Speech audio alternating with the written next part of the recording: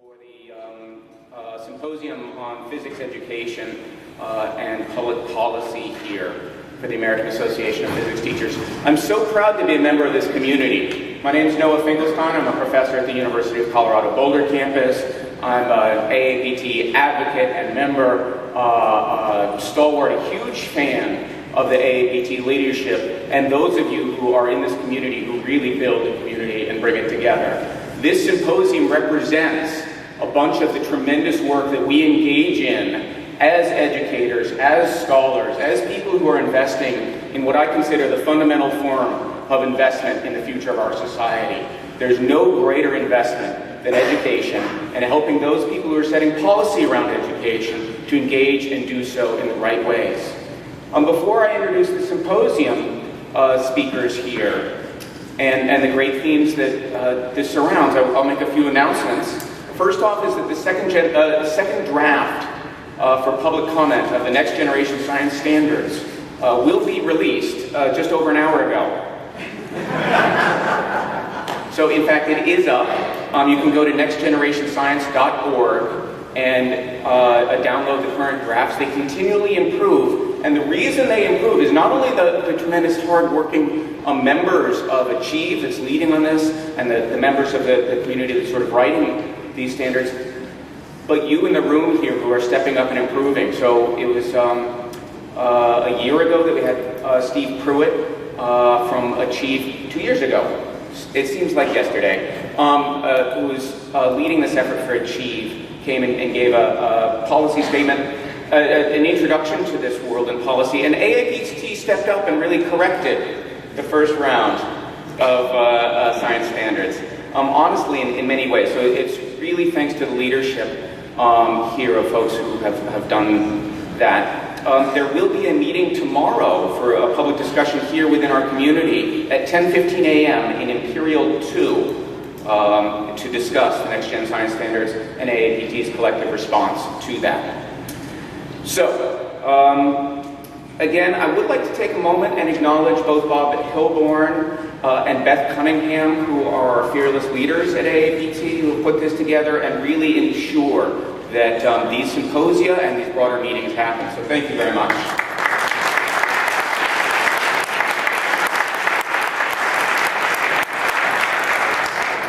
And speaking of people who step up and create community, who invest in the future of our society, we couldn't think of a better spokesman than Professor Jim Gates, who's the John S. Toll Professor and Director of the Center for String and Particle Theory at the University of Maryland.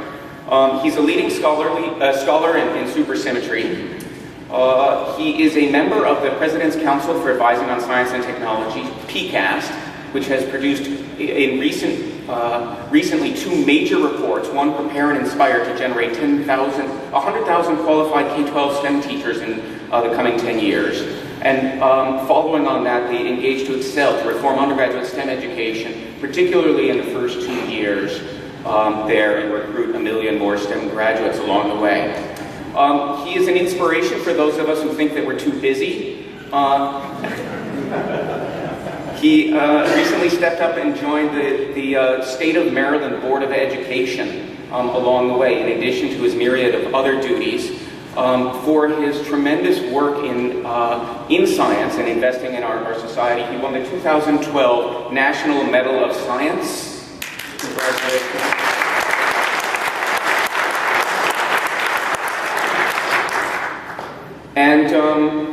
And Jim makes me want to join the AAAS.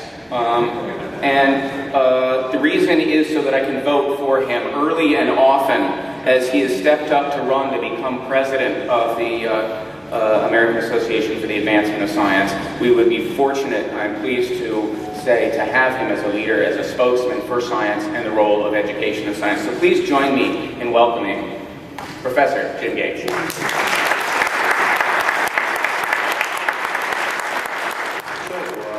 First of all, I'd like to say good day to you all. It's a very great pleasure to come to this meeting and see so many friends. I see a guy over there with a lot of hair that used to be long like mine. And someone who actually mentored my twins when we were in Taiwan together some years ago. And then Bob Morse is here. I haven't seen Bob in forever. Bob was the person who really worked with me to start thinking about science policy. We did a report with the NRC in 2000 on what should essentially IB, baccalaureate, and advancement-based tests really look like to prepare students for college. And we have some recommendations. And I learned from Bob today that it's only taken 13 years to get some of those recommendations to the point where they might actually be implemented. So that shows you that you really do have to be persistent in this business, because the structures that you want to encounter have an enormous amount of inertia. And so you have to keep pushing, and even when it looks like you failed, you got to keep trying. And then every now and then the good luck fairy shows up and waves her wand, and all of a sudden something nice happens. But it doesn't happen without an enormous amount of effort. So I have over-prepared for this presentation. I've got lots and lots of slides. We're not going to do these slides in 20 minutes. I'm going to try to hit a few high points. And then during the Q&A afterwards, there's stuff there that we may return to. So I'm going to ask you to forgive me as I race through various things in the transparencies, because as I said, I was trying to prepare for everything that I thought people could ask about. So let's see here if I can do this. I can't. Here we go. So let me first of all start with what is PCAST. PCAST is the Presidential Council of Advisors on Science and Technology. It has existed since essentially World War II in one form or another. It was more informal at its beginning. It has oscillated in terms of its names. It was destroyed by one of our favorite U.S. presidents, a guy by the name of Richard Milhouse Nixon, and then resurrected under another U.S. President, George Herbert Walker Bush. So the current incarnation of PCAST owes its existence to Bush v. Elder. So what is PCAST? Well, it's an advisory group. I like to tell people we are so special. The salaries they pay us are so enormous. We have a title. It's called Special Government Employee, SGE. And the rate, $0 per hour. So you do this out of commitment to a brighter future for our country. You know, it's a call to serve our country at a level that many of us never dreamed would be possible. There are 20 people on PCAST. It's an incredible group. I have a list of names here. I'm happy to talk to you afterwards and sing the praises of my colleagues, because I've never been a part of a group like this. This is like going to summer camp on super high steroids, because these folks are ultra high achievers. And then if you're in the caboose, they will drag your sorry butt along with them.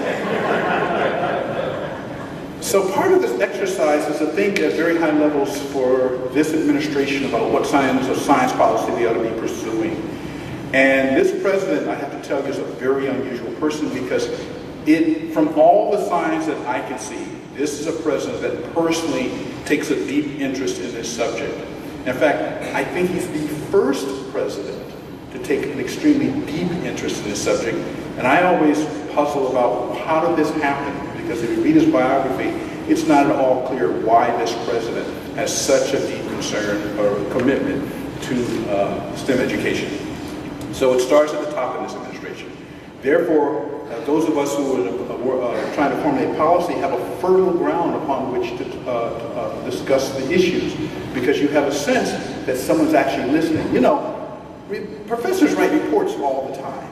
All over the world with people like us write reports.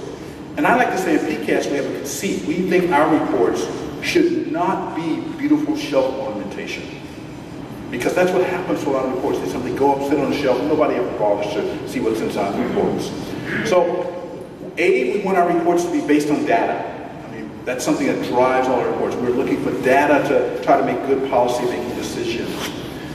We tend to, therefore, in our reports, rely on far more people than just serve on PCAST. There are only 20 of us on PCAST. And so a lot of people like to think PCAST is a debating society.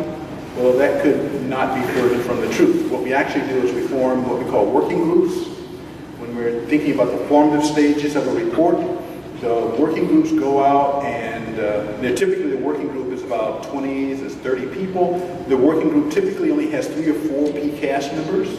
So the other people who's formed the working group are subject area experts.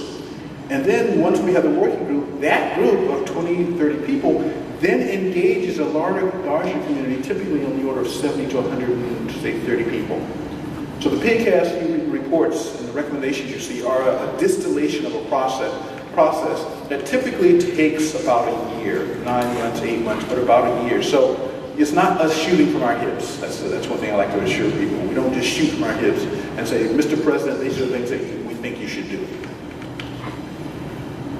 So we have done many reports. PCAST is kind of, the way I kind of think of this PCAST is, we're the presidential think tank when it comes to issues of science and technology policy.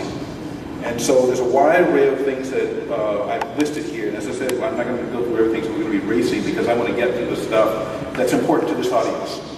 And Noah, in his introduction, mentioned those 2 things, the 2 products that we have produced that I think are directly relevant to today's discussion. The first one was released in the fall of 2010. It's a report called To Prepare and Inspire, K-12 Education in Science, Technology, Engineering, and Mathematics for America's Future. And in that report, what we try to do is to look systemically across the United States from K through 12 and ask what's going on with STEM education and what's going bad with STEM education and how can policy be used in order to improve the performance of the system. So the report actually, as I said, has been the source of a number of activities since its release, such as the 100,000 teachers in 10 years. That was one of the recommendations of the P&I report, as we call it, and it's been taken up by the Carnegie Foundation and others. And now it looks like we may actually be making progress. Sometimes when I talk to people about that, they say, well, you know, that goal is all very well, nice and good. But how about another effort to keep those 100,000 teachers in practice? Because we have an enormously leaky pipeline when it comes to the issue of getting people into the teaching profession and then making sure that they are sustained there. There were 7 pillars of that first report, and so I'd like to try to get to those 7 pillars with not engaged to excel, but with our efforts in prepare and inspire. So first of all, let me start with this picture. This is a meeting that we had with the president on the same day that he met with Governor Romney for lunch in the White House. This meeting occurred about 3 or 4 hours later. Some of you have shaken your hands today, and so you have shaken the hand that shook the hand of Governor Romney now. Of course, the person in the middle of that process happened to be the President of the United States. The President thanked us for our efforts in the reports, and then on top of that, he charged us with trying to look at some issues of implementation, because he's very concerned about implementing a number of recommendations that have come out of the report. So let me talk about the Prepare and Inspire report sort of from a 50,000 foot. The first thing we talk about is that the federal government has to be a good partner and has to find ways to partner with local and state government, with learning educational communities, with district education, with supervisors, students, parents, and teachers. And that partnership must always be kept in mind, because you cannot have the federal government giving orders in the educational system. We are supporters of local control. Now, I know that many people think local control is in fact one of the big problems with the system, but we are not advocating that the federal government take over local systems, that we think that in fact that fosters a level of diversity that if we can properly harness it with innovation, will improve teaching. So that's the first thing.